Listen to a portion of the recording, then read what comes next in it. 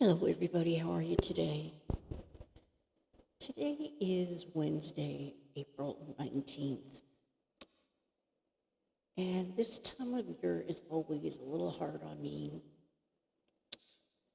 Back in 2013, my husband became very ill. And I had taken him to the emergency room on April 6th. And I knew that he had pneumonia. I've been in the medical field my entire career. I've worked for doctors. I've worked for, various different doctors over the years. So I've become very, very familiar, with medical things. And took him to the doctor. The doctor didn't even listen to his chest. The health care in East Tennessee was awful. A week later, I had him in the emergency room. And they told me he had the flu. And even though we told them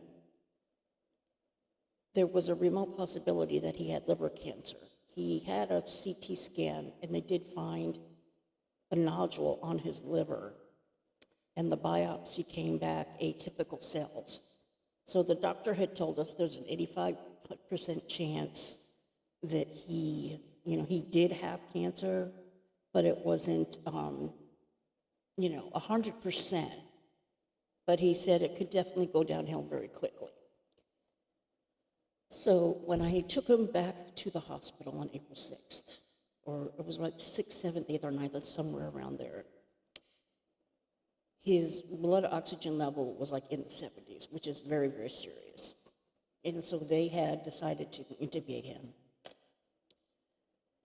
And so he spent the next 30 days in ICU.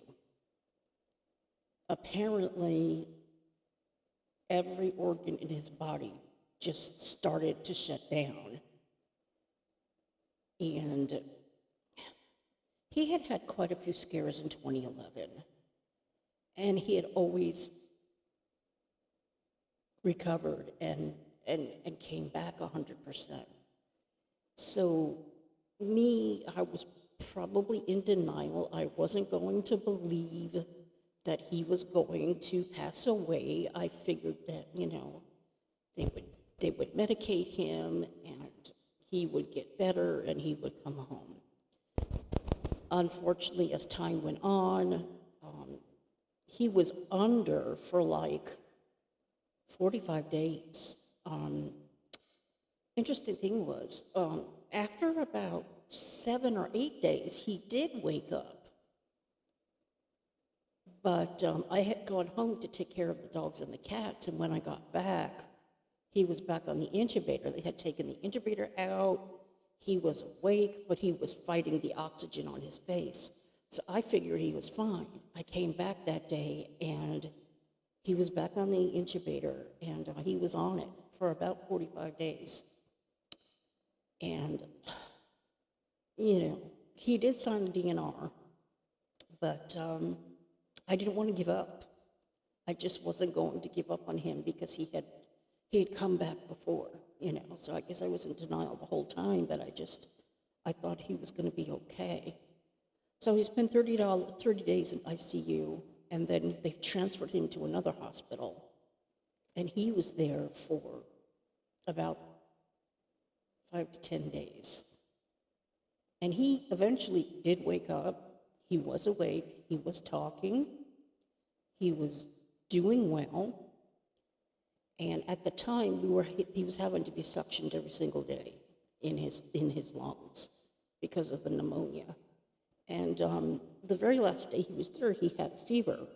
And I was beyond myself why they were transferring him over to this rehab facility, saying that he could, recover over there and then go home. And it was an insurance thing, like after 30 days, if you're not sick, you can't be in the hospital. But the fact of the matter is, he had a fever of 102 for crying out loud. And yet they still took him out of the hospital and transferred him over to this rehab, which was actually a nursing facility. They lied to me about what they were intending to do. They figured they'd just send him over there and he would stay there forever and just pass away. That's what I kind of figured out after all of it ended. So he was there for about 6 days. He was awake. He was talking. I had a meeting with the manager of the unit that he was in. She was very optimistic. She said he's doing well. I can imagine he'll probably be out of here within a week. Unfortunately, because the nursing staff was so lackadaisical about his care, they did not notice that he was trembling, okay? I had come back from a day's work at Dollywood, and he was not responding to me. His eyes were closed, and he was trembling. Immediately, I thought, he's having a seizure. I contacted the nurses. They poo-pooed it. They said, there's nothing wrong, don't worry about him. I knew damn well something was going on. So when those idiots left, and the day nurses came on the next day, I was sleeping on the couch out in the waiting area. And they told me, he says, we're getting him to the hospital, he's not responding. I said, yeah, he's been like that all night. He probably had a seizure. And yeah, so I took him to the hospital. Of course, he had a major brain bleed in his brain. And the nurses, had they noticed it, much earlier, maybe he could have been saved. But the fact of the matter was, they were so lackadaisical about his care, and as a result of that, he eventually passed away. So from April 6th until June 19th of 2013, he was hospitalized, came out of it, was okay twice, and then eventually he just passed away of a seizure because of neglect of the rehab place. And it was a really, really hard time for me.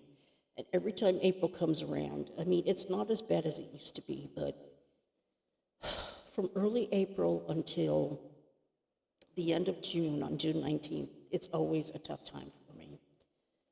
So, yeah, that's kind of my story about my husband. And I don't think everybody knows my story because I've got a lot of new subscribers. And I went through a really, really hard time with that. And we were in East Tennessee in Sevierville. I was working at Dollywood, which I really, really loved. But once he passed away, I didn't have money for rent anymore. We actually used his disability money to pay our rent. And my job was just to pay bills. So once that happened, I was flat broke. And a friend of mine said that she had a place for me back in Murfreesboro where we used to live. And that turned out to be wrong. So I spent about 2 days living in my car with my animals and with anything I could bring with me in my car. I took with me to Murfreesboro. And then eventually a friend of mine let me stay with her. But it was pretty rough after that. The landlord took advantage of me and told me that I needed to be out in 2 weeks, which, being so in grief, I didn't even think, he can't throw me out in 2 weeks. He has to give me 30 days, But he bamboozled me and he forced me to move out. And I took everything I could. There were things that I left behind that hurt me so deep. I left so many things behind that meant so much to me. And I took all of my photo albums with me. I took all of my CDs with me. My music is my life, as you know. I sing. Music is everything. Keith Urban has been the rock in my life. He has helped me get over so much stuff with his music. And I left behind all of the photo cassettes that I had taken over the past 20 years with all of the pictures that we had taken during our country music magazine time in Nashville. I had gotten photos with over 100 artists, and I had them all on film cassettes, and I completely forgot the duffel bag that had all of those. And that really broke my heart that I had to leave all that behind. So I got in my car and I went to Murfreesboro and I eventually moved in with my friend. And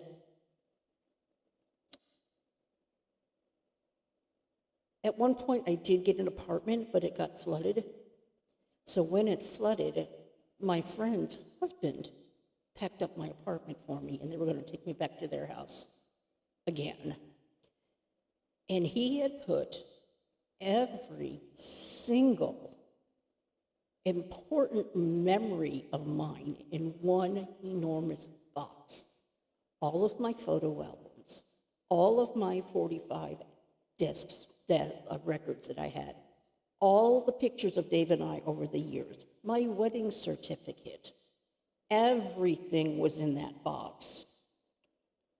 And it got left behind in storage shed because nobody wanted to take it out for me when I was ready to come out of that storage shed. So I have lost so many memories from my life that I will never get over. I will never get over it. It was such a horrible realization when I realized that that box was not in my apartment when I moved out of my friend's house and moved into this apartment. I lost everything, and it just kills me. I had 3 albums of our daughter, Elizabeth. Elizabeth's mother was a teenager. She didn't want her baby. We couldn't afford to adopt her legally, but we took her anyway because this person said they didn't want their child. So we took her. We did some legal papers and such, to make it legal in our way, the way we thought we could do it. And so we took the baby and we had her for 10 months. Because we didn't go through the courts, we lost the baby after 10 months. Her mother changed her mind, and we lost her. And that was a terrible time for me, too. And that happened on June 10th of 2000. So June's not a good month for me. I mean, June 10th is the day we lost her. June 19th is the day Dave died. And so this time of year is just really rough on me. And I just recorded a song. What kind of started me to do this video was when I sang If Tomorrow Never Comes. And when I sing that song, I just think of Elizabeth. And, she's going to be 24 this year. And I never saw her again after they took her. And it's just been really, really hard on me all these years. I never could have children. And so Elizabeth was my miracle child and was the best 10 months of my life, but it took me a long, long time to get over that loss. And that is where Keith Urban came in. Discovered him in 2004, and his music just lifted my spirits again. I had been in such a deep depression for years over that. And his music lifted me up, and I've been following him since 2004. I have been to every single tour he's done since then.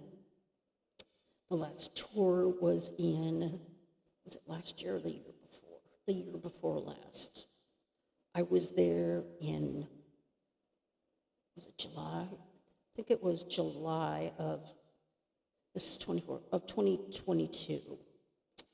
And it was an outside concert. And I felt fine, but I had gotten up and went out into the outside area of the amphitheater to get something to drink, and I passed out on the ground and I fell on my face. You can see every once in a while, I'm sure that you can notice that I have really strange spots on my face, and it was because of that fall. I mean, I've got scars here, I've got scars here, I cut myself here, I was a wreck. And it's been 2 years, and I still have scars from that fall, which is quite amazing. I can't believe they're still here, but that's basically my life story from 2013. And it's just a tough time of the year for me. And that song just brought out all of my emotions. It was like, Dave was kind of in a dementia type of way right before he got sick. He was acting very strange. He was actually threatening to hit me, which he's never done in his whole life. So I knew that his cognition was not good and that he was deteriorating.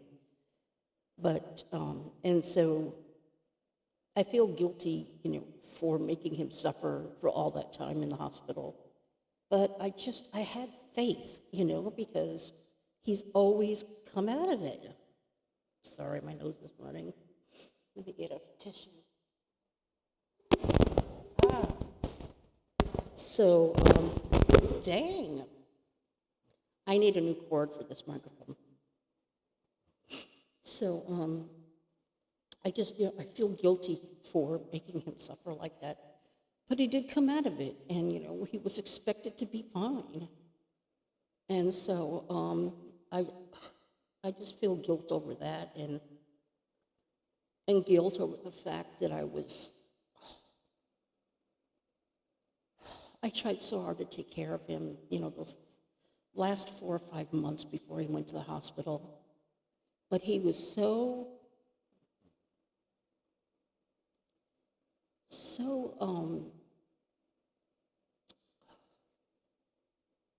it was definitely a type of dementia because I could tell the way he was acting. He would forget how to use the remote. He would put tools in the refrigerator. And he was getting strange feelings that I was doing things to him that I wasn't. And he was starting to get combative, and he was starting to threaten me, and it was scary. And those last couple of months, I was so unhappy. I was actually very unhappy the very last year because he was so difficult to deal with. The man was already a bit of a narcissist. I mean, he loved me very, very much. I'm not saying he didn't love me, but he was the top 2% in the Mensa community. And being very smart and being very intellectual, he thought he knew everything, and he could be very condescending towards me, And he knows all of this. Since he's passed, I have had meetings with real psychics, okay? There are real psychics, okay? I never sought them out, but they just happened to come into my life. And they told me so many things that nobody else would have known about me and Dave. And they told me that he knew how hard life was for me those past year, and that I didn't think he loved me anymore. And he did. He was sick. He didn't know any better. So that's kind of what this type of time of year is for me. Just thinking about Dave and the loss of him, the loss of all my memories, all those things that I had, and the loss of Elizabeth. I mean, I've had loss all of my life, but these were the hardest. And then my dad passed away in 2011. And then my husband passed away in 2013. So I'm telling you, it's been hard, but I am finally in a place where I'm happy. It's taken me a long time to get here. He passed away 11 years ago. I've been through hell since then. I have tried to unalive myself twice. But in the end, I remembered that I had family. I remembered, here I am all alone, not in an apartment, living in a room in somebody's house. And I figured that this is the end of the line. I have nobody who cares about me. I mean, who cares if I live, you know? And then I remembered, I've got cousins out there somewhere, you know? I hadn't seen them in over 40 years. I actually went onto Facebook. You know, everybody puts down Facebook, but I went onto Facebook and I found my cousins in New York and in Vermont.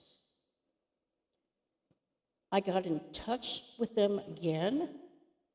I had a great job at the time, so I was able to fly up to Vermont to meet everybody. My actual family is down in New York in Westchester County, but they had a farm up here. And so they came up for Memorial Day in 2018. And I came up to Vermont and I met everybody. And then I decided I was going to move up here. So I moved up here June 23rd of 2018. And it was the best thing I've ever done. It was so wonderful to have family again. I lived in a 1800s house in a beautiful, beautiful apartment. And the rent in the beginning was good. But as the years went by, he kept raising the rent and raising the rent. And it got to the point where I couldn't afford to live there anymore. I mean, the rent was 90% of my income. I had to quit my job over a year ago because I lost my car. And I was in a really bad place, you know, depressed, unhappy. And then I finally put in an application for this very nice low-income apartment building, and I got in November. And now I'm very happy. There are people here. I can talk to people. It's been a 100% turnaround. I mean, I am so happy now, and I'm so grateful. And I'm so grateful to the YouTube community for helping me, you know, during this very hard, depressing time over the last 2 years in that apartment that I absolutely loved, but it was so expensive. There were times I didn't have food, and it was really, really hard. But now I'm great. I'm only paying 30% of my income for rent, and I don't know why my brightness keeps going up and down. It's kind of weird. My brightness is at the top. This is my new laptop. It's been doing really well. Well, I've been talking a long time, but I just kind of wanted to go over my story a little bit and just tell you about me. And singing that Tomorrow Never Comes really just hit me emotionally, you know. I've been pretty good. You know, last year was 10 years, and I was pretty much okay last year. And this year is just a little bit of sadness. I mean, you know, as years go by, you start feeling a little bit better. You never get over losing somebody, you know. You never get over it. My father, my husband, my daughter, it'll stay with me for the rest of my life. But through therapy and Keith Urban's music and then Louis Capaldi's music, I have really healed a lot. And so I'm really grateful to those two artists for bringing their talent to the radios so I could hear them, and I've seen them in concert. And that's me, that's my life. I'm happy, I sing a lot, and that's my story, and I hope everybody has a great rest of the day.